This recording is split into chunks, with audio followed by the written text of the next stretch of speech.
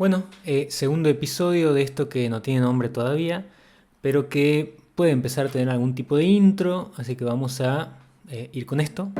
Debería cada día amanecer sonriendo como... Creo que es un buen momento para empezar a hablar de algo que está dando vueltas ahora, que es esta noticia que publicó la agencia Reuters, una agencia francesa, respecto a la identidad de Bansky, ¿no? De este artista con el que usualmente nos encontrábamos a partir de lo que era su intervención urbana, ¿no? En el espacio de la ciudad se podía ver algunas pinturas de Bansky y gran parte de lo que era la idea principal de su obra tenía que ver con esa fugacidad, ¿no?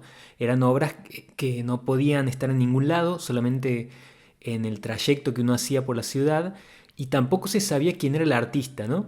El tema es que ahora salió la agencia Reuters hace 20 años que se quiere saber la identidad de Bansky y publicaron una investigación donde dicen, supuestamente, quién es Bansky. Por supuesto que el representante legal del artista salió a negar algunos datos de la investigación, pero ya hay un antecedente de una investigación de hace 10 años que daba un resultado parecido, ¿no? No voy a decir quién es el artista porque realmente me parece que, primero que estoy en desacuerdo con la investigación, porque me parece que es violar el acuerdo o la idea o la noción misma de lo que una persona considera arte y cómo elabora su arte y lo reproduce para que pueda llegar hacia las personas, ¿no? La cuestión de la identidad misteriosa de Bansky era gran parte de lo que era también el misterio alrededor de su obra. Entonces,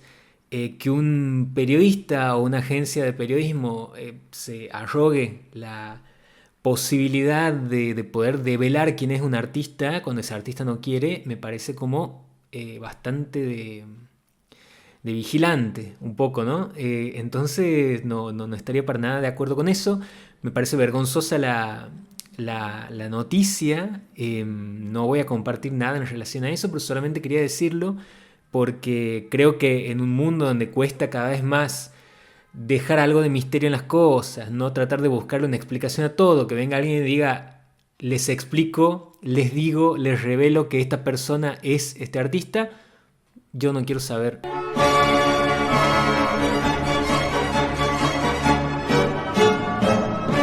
Pero bueno, hablando de obra y de artista, he ido a ver Cumbres Borrascosas. Hemos ido con Has a un cine de aquí, de Has es mi pareja. Hemos ido a un cine de aquí de Barcelona, que está en un shopping que tiene 8 salas. Es un cine que afortunadamente todas sus funciones las tiene subtituladas. Hay muchos cines en Barcelona, eso es muy bueno. Y hay para todos los gustos. Hay cines que pasan películas en catalán, películas en español solamente, películas independientes, subtituladas, hay de todo. Y bueno, estaba la oportunidad de ver Cumbres Borrascosas, un pendiente, más por morbo que otra cosa. En mi caso, lo voy a decir de esa manera porque había escuchado, había visto mucho de lo que era la campaña de Cumbres Borrascosas con Margot Robbie y Jacob Elordi. Em, Muchas declaraciones de ella respecto a lo que había sido filmar Cumbres Borrascosas en conjunto, como compañeros de trabajo. Y yendo a la película directamente, sin haber leído el libro, sin saber nada de la historia, digamos, mi introducción a Cumbres Borrascosas es muy reciente, sin saber nada, igual no me ha funcionado como película. Eso es lo más llamativo. He visto gente que ha leído el libro, que tiene más conocimiento del universo, que sabe más o menos qué siente, qué piensa, qué cree cada personaje, que tampoco le ha gustado. Y a mí como persona externa a ese mundo, bueno, no he podido encontrar qué era lo llamativo de la película, ¿no? Si bien tiene como toda una estética pop muy cercana a lo que es María Antonieta de Sofía Coppola, y que la directora ha salido a aclarar que era su versión de Cumbres Borrascosas, me ha disgustado que la película no profundice particularmente en nada. No hay una trama del todo explícita respecto a no sé, por ahí algún que otro encuentro erótico que tienen los personajes. Tampoco está tan exacerbado la parte pop, que si bien utiliza a un artista como Charlie XCX, el representante del hyperpop y del pop en general a nivel global, y los vestuarios usan mucho de lo que es el plástico y cosas que no son propias de la época, los colores están súper saturados, pero no se anima a dar un paso siguiente a la película en ningún aspecto, ni en lo que tiene que ver con los personajes, ni en lo que tiene que ver con la historia de amor, ni en lo que tiene que ver con el erotismo, ni en lo que tiene que ver con lo pop. Entonces me queda una película incompleta que no llega a cuajar del todo.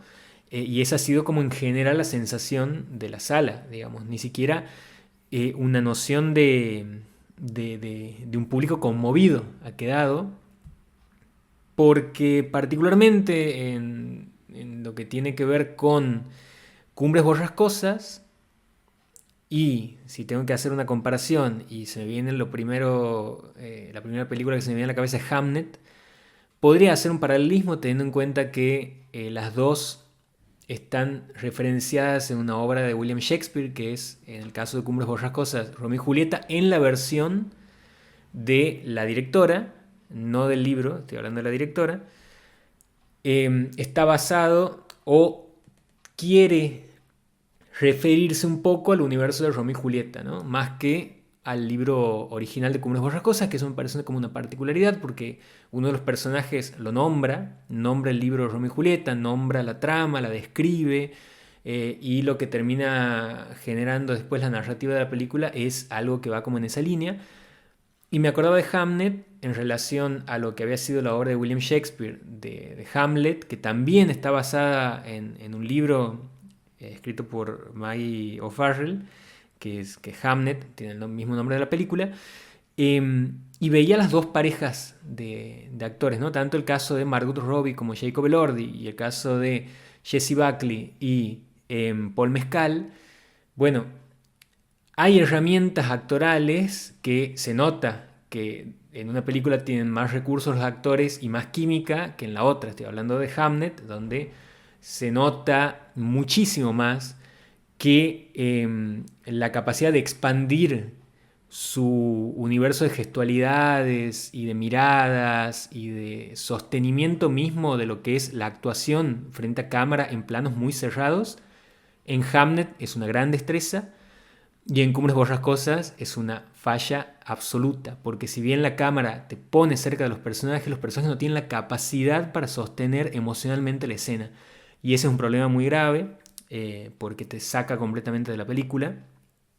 Entonces, me preguntaba en esto de la gran campaña que había tenido Cumbres Borrascosas, ¿qué pasa cuando la obra deja de importar y lo que importa más es lo que representa, ¿no? Lo que representa esa obra en términos de, bueno, el capital simbólico que ha utilizado la directora para poder llevar adelante la película con figuras súper hegemónicas como Margot Robbie y Jacob Elordi, pero que no llega a ser sustancioso. Se ha mencionado mucho que la película también decide contar a la manera de las redes sociales, y esto es interesante porque Cumbres Borrascosas es una obra que ha tenido muchas versiones en el cine, y esta sería su versión en este presente de plataformas, en este presente digital, de vínculos que se van reformulando de distintas maneras. Se decía esto, ¿no? La película es bella, pero no tiene sustancia, está vacía, y se podría entender que funciona si uno recorta un fragmento de la película y lo sube a TikTok, ¿no? Entonces sería Cumbres Borrascosas para la era TikTok, y para una manera de ver el cine también, porque he escuchado personas que han ido a verla entre amigas, entre amistades, que lo han vivido como una experiencia. Entonces me parece también interesante en ese sentido cómo la presentación de la película se planta más como una experiencia que como un acontecimiento cinematográfico en toda su expresión, digamos, porque bueno, no funciona para mi gusto, digamos.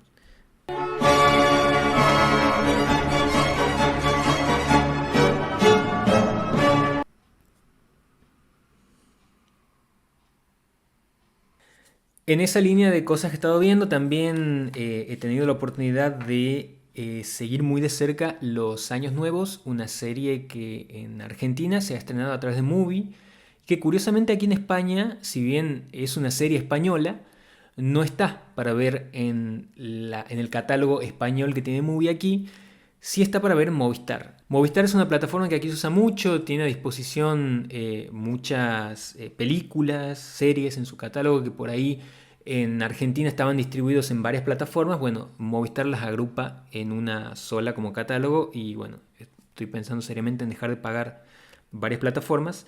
Pero Los Años Nuevos, digo, es una serie muy interesante porque siento que rescata algo de, primero, la lentitud como un valor. Es una serie que cuenta la historia de Oscar y de Ana, que se conocen en el año 2015, y hasta el año 2024 nosotros vamos a ser testigos de toda su historia, ¿no? Todo lo que va pasando en cada año nuevo, que justo coincide con el cumpleaños de ambos, ¿no? Uno cumple el 31 de diciembre, el otro cumple el 1 de enero, y cada vez que empieza un capítulo nosotros nos encontramos con los personajes nuevamente después de transcurrido un año, entonces no sabemos qué ha sido de sus vidas y la serie nos pone al tanto. Lo bueno es que no nos pone al tanto de una manera tan explícita, sino que deja que nosotros vayamos descubriendo de a poco qué es lo que ha pasado con los personajes. Digamos, no hay una sobreexplicación, no hay espectacularidad tampoco en el vínculo que se narra. Me parece que es una serie que logra encadenar muy bien lo que son los diálogos con lo que son las situaciones de los personajes en términos de la química que tienen entre ellos, pero también cómo van incluyendo al círculo íntimo de cada uno, a las amistades, a la familia, y cómo se conciben por separado también esos dos personajes, ¿no? Que eso lo va trazando más a la mitad de la serie. El director de esta serie es Rodrigo Sorogoyen, que ha sido director de Asbestas, que es una película. No he tenido la oportunidad de verla, pero quienes la han visto han quedado muy fascinados, ha tenido muy buena crítica, siempre la tengo ahí pendiente. Paula Fabra también es directora, es Sara Cano, y hay una maestría en la serie para capturar cómo se vinculan los millennials, y hay algo de lo no dicho que está muy bien trabajado, que me ha llevado a otra serie que es Normal People, ¿no? De cuando queda más fuera del campo que dentro de lo que los actores nombran o llegan a mencionar, digo, los personajes como una manera de sentir lo que está haciendo el otro, cómo le están pasando. Siento que lo no dicho está muy bien trabajado ahí en ese sentido. Y algo que hace la serie, que me ha parecido muy interesante, que no lo he visto por lo menos en otras series, pero creo que va a empezar a pasar, es que introduce el año 2020, lo que es la época de la pandemia, del COVID, como un hecho decisivo para la vida, no solo de los protagonistas, sino también de la sociedad en general, ¿no? Cómo la incidencia del COVID ha hecho que en ese periodo de encierro uno tome decisiones que nos han afectado de tal manera que han repercutido y han modificado nuestras vidas hasta el día de hoy. Pregúntense ustedes en sus casas cuánto de lo que han hecho o lo que han decidido durante la pandemia siguen decidiendo y continuando hasta el día de hoy. Eso me ha parecido muy interesante. Los vínculos están muy bien también trazados en cómo los personajes ven a los demás, ¿no? Cuando se encuentran con otra pareja, hablan de la pareja, dicen cosas y eso genera como una pausa que hace la serie medio documental, donde esos personajes, esas parejas de las que están hablando, miran a cámara y se quedan un rato ahí mientras ellos hablan. Eso me parece maravilloso como recurso. Eh, por supuesto que están también tratados los vínculos con los padres, la vida, el amor, la pareja. Si la pareja puede sostener sin no tener amor, y si ese hecho de no sentir la singularidad del amor en esa pareja hace que la vida sea más gris o que uno tenga que responder a ciertas maneras de moverse en sociedad que a veces como que a uno lo arrastran, ¿no? Eso también aborda la serie. Y se manifiesta aquí en esto que digo de lo que se constituye en la pandemia como un hecho excepcional, Bueno, ¿qué pasa con esta generación que tiene una necesidad de romper ante lo que le disgusta, ante lo que se presenta como lo rutinario, como lo que no te hace feliz, ¿no? Que en otras generaciones eso se sostenía, pero aquí hay una necesidad de romper y rehacer la vida. Eh, Creo que, vuelvo a decir, en el ámbito de una generación que ha pasado por la pandemia y que ha crecido en un contexto muy determinado de lo que es este tramo del siglo XXI y de los 90 y de la transición del mundo analógico en el digital, ¿no? Hablando de los millennials, que pone en el acto de romper una decisión ordenadora en una vida desordenada. Entonces, eso me parece destacable de la serie. Eh, y no hay una tolerancia de la ausencia del otro y hay cosas que algunos han interpretado como vínculos tóxicos. A mí me ha parecido muy natural la manera en la que el director ha decidido mostrar esa relación.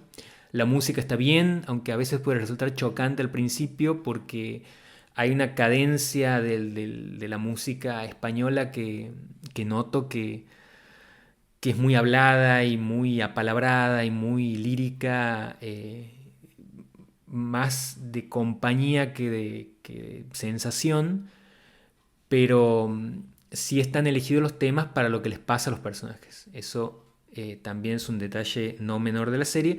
Así que bueno, eso es todo lo que tenía para decir respecto a los años nuevos, Cumbres Borrascosas, lo que ha pasado con Bansky. Eh, y bueno, un montón de cosas que han quedado afuera, pero las vamos a ir hablando en los próximos capítulos. Eh, por supuesto que ya saben, síganme, suscríbanse, denle like, compartan. Tengo que llegar a los 500 suscriptores. Si llego a los 500 suscriptores, me ayudan un montón porque a partir de ahí YouTube me permite hacer un montón de otras cosas.